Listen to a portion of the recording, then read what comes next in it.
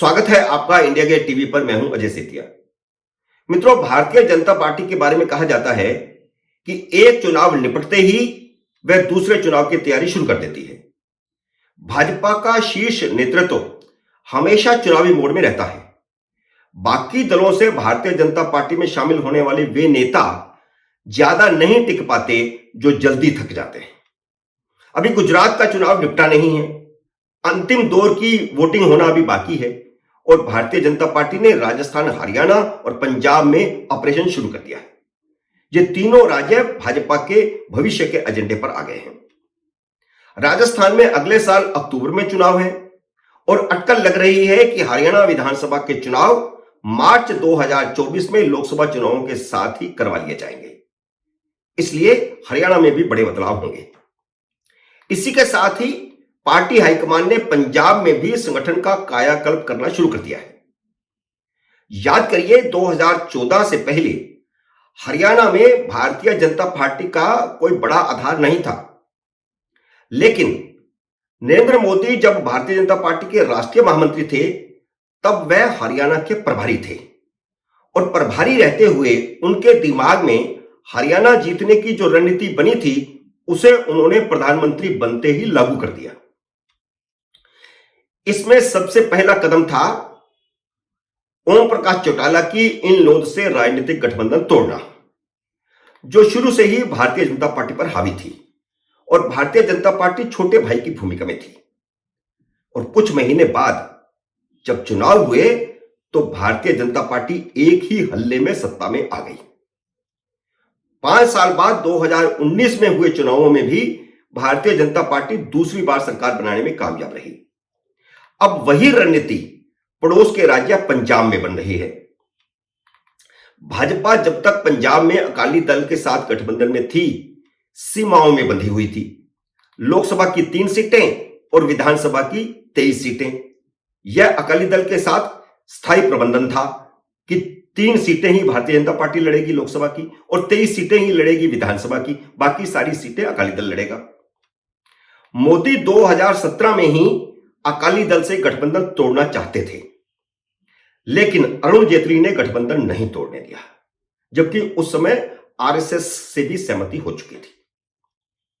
2020 में कृषि कानूनों के मुद्दे पर अकाली दल ने खुद गठबंधन तोड़कर मोदी का काम आसान कर दिया। अब पंजाब में भाजपा की ओवरहालिंग हो रही है। गांधी परिवार की गलतियों से कांग्रेस छोड़कर भाजपा में आने वाले राज्य के प्रभावशाली नेताओं के हाथ में पंजाब भाजपा की कमान सौंपी जा रही है। पंजाब में भाजपा का कायापलट कुछ असम की तर्ज पर हो रहा है, जहां कांग्रेस से आने वाले हेमंत बिस्व शर्मा के हाथ में कमान सौंप दी गई थी।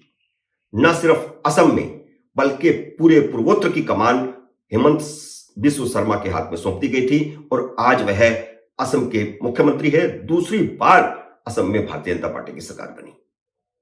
पंजाब में हिंदू और सिख का समन्वय बनाने के लिए कांग्रेस से आई अमरिंदर सिंह और सुनील जाखड़ को राष्ट्रीय कार्यकारिणी में शामिल करके प्रदेश काडर को भी यह संदेश दिया गया है कि पंजाब में भाजपा का पुनर्निर्माण मोदी स्टाइल से होगा।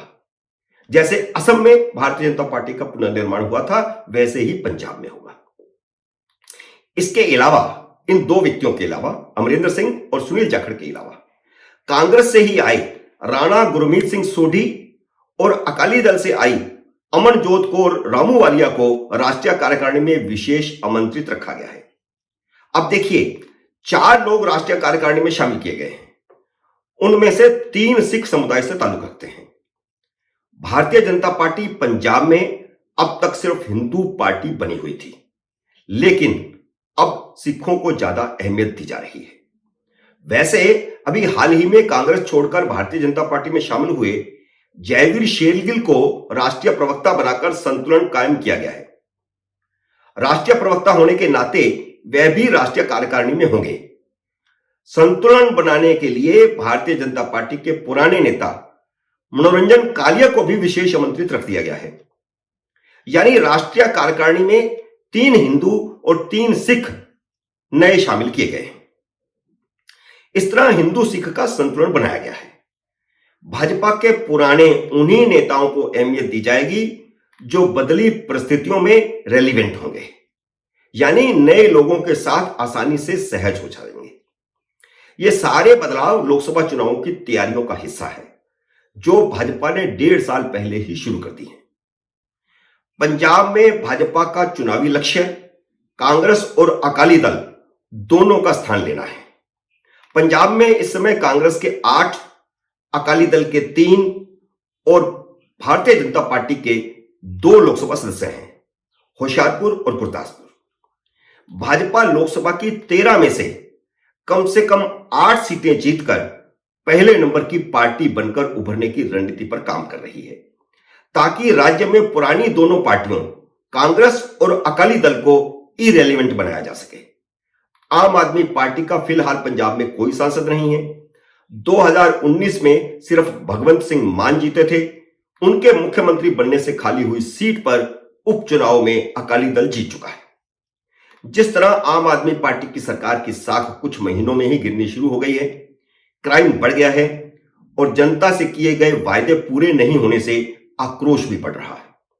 आए दिन कहीं ना कहीं प्रदर्शन हो रहे हैं, कहीं किसान प्रदर्शन कर रहे हैं, कहीं राज्य के कर्मचारी प्रदर्शन कर रहे हैं और कहीं खेत मजदूर अपनी मजदूरी बढ़वाने के लिए आंदोलन कर रहे हैं, जिन्हें काबू करने के लिए लाठीचार्ज की खबरें आ रही हैं।